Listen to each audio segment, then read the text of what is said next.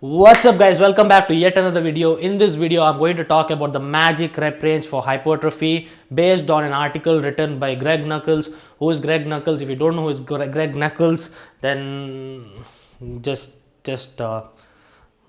jump and fall.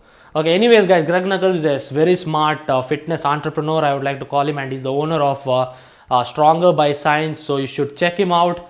And the information he puts out is beautiful. The reason I'm doing this video instead of just sharing his article on Instagram is people who follow me might not understand everything that he has mentioned in that article. That's why I am making this video in a very simpler manner. Second, this channel has hit 75,000, you all know that, but it's also the 5-year anniversary, or like YouTube said, YouTube nursery or something like that, for my YouTube channel, which means I've been uploading for 5 years now. Congratulations to both of us, and this community is growing. Lots of people are getting smarter, and hence they are pressing that subscribe button, and thank you for that. So guys, what is the magic rep range to build muscle hypertrophy? So 3 years back I think I made a video talking about best rep range to build muscle based on your muscle fibers like slow twitch and fast twitch activation and all that. And in that I mentioned that 5 to 8 reps for compound movements, and 8 to 12 reps, or I think I even said 8 to 15 reps for muscle or isolation exercises. So what is the best rep range, guys? And Greg Nuckols put it beautifully. There is no magic rep range when it comes to building muscle. So the magic rep range, according to all the bodybuilders and all the fitness experts, and over the years all these articles written down, was 8 to 12 reps, right? Or yeah, 8 to 12 reps was the hypertrophy range. So of course, smart people like Greg Nuckols, they will never be satisfied until they compile everything and get to a conclusion, because conclusion is very important for these guys. When they are scientists and all that, they have to get to a conclusion and tell people what it is. So what it is, he checked out various different rep ranges from up to 5, that he called it as heavy, and from 6 to 15 reps he called it as moderate reps, and from 15 to 30 reps he called it as higher reps. So from 30% of your 1 rep max, which is like literally lightweight, which you see these bodybuilders saying it will give you cuttings and all that. No, it won't give you cuttings. This video is not about if 30 reps will give you cuttings. Nope, it's all about increasing the muscle size. Okay, that's all I'm trying to say. So they compared low reps to moderate reps, moderate reps to high reps, low reps to high reps, everything. Okay, and they found out that there was not much of a difference, even though the moderate rep range being 6 to 15 had a slight advantage, slight advantage.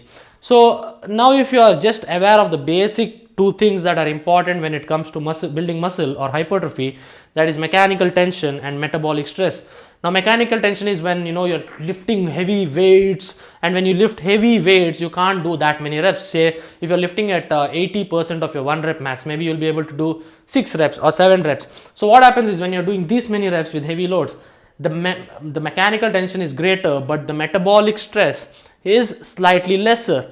And the same, when you reverse it and you do lighter weights for say 15-20 reps, the metabolic stress is higher. Now what is metabolic stress? Release of a lot of metabolites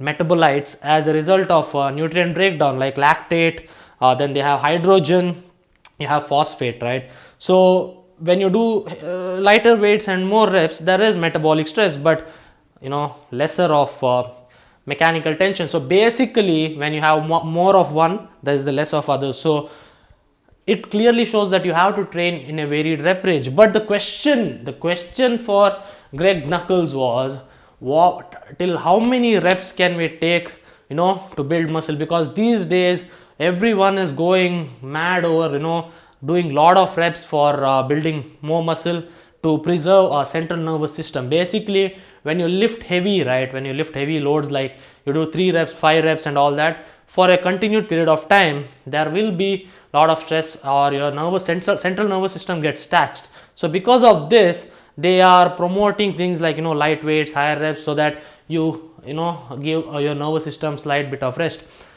But again, when it comes to overall developing overall strength, muscular endurance. Now we all know when you do more than 15 reps, it's basically targeting endurance. When you're doing less than 6 reps, it's targeting strength. When you're doing 6 to 15 reps, it's targeting hypertrophy or whatever.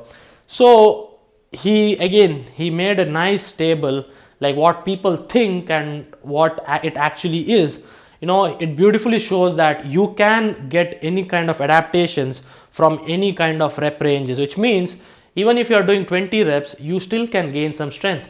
Even if you are doing 3 reps, you can still build some kind of endurance. But if you are only targeting one kind of goal, then maybe you have to train goal specific. So basically you can do everything at every rep range. You can gain muscle at every rep range, you can gain strength at every rep range, you can gain endurance at every rep range.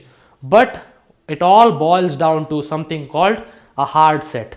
Since we are talking about only muscle building now or hypertrophy, let us talk about a hard set. Again, he put it out very beautifully. Hard set. What is a hard set? Hard set means you should be able to do or a tough set or a beautiful set, like how I want to call it, a beautiful set. Okay, let's talk about a beautiful set.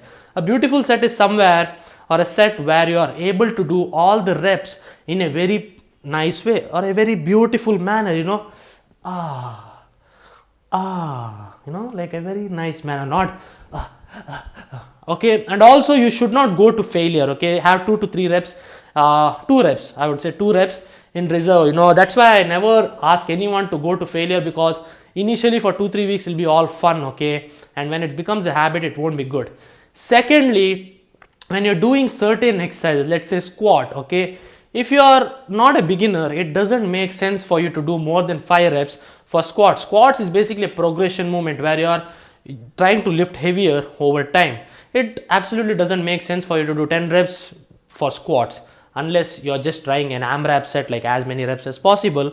It doesn't matter if you're it doesn't make sense to do 10 reps. So for squats, deadlifts and all the compound movements, even Greg Nuckols suggests that you stay in a rep range of 5 to 8, maximum 8 for compound movements. And now the reason why I suggest and I believe you shouldn't be doing higher reps all the time, okay. There's nothing wrong in especially while cutting. Now they say while cutting, it's better to do higher reps, but I would suggest you do not do higher reps, like higher reps all the time while cutting. And the simple reason is your joints. Imagine a person doing shoulder press. You guys have seen it, okay. In India, I'm 100% sure you guys have seen it. People doing supersets and triple sets and trisets, whatever they want to call it, okay, and they do shoulder press for 30 reps.